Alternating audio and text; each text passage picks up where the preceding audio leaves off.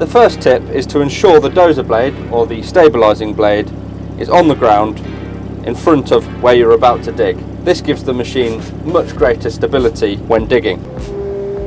The next tip is to avoid digging over the side of the tracks where possible, as the stability of the machine is greatly reduced, as with digging over the front with the stabiliser blade up.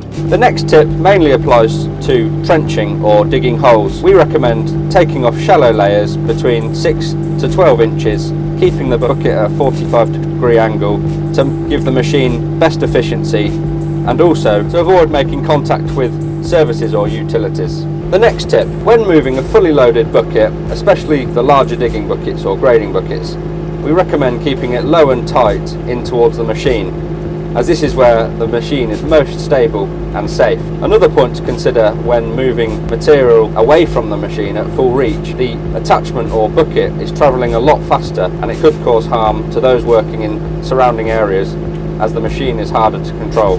And one final bonus tip. When parking your excavator, turn the cab 45 degrees on the tracks, and this turns into a handy step. So there you have it. That's a few helpful tips and tricks on how to operate your mini excavator safely and more efficiently. Head over to our YouTube channel for more useful videos.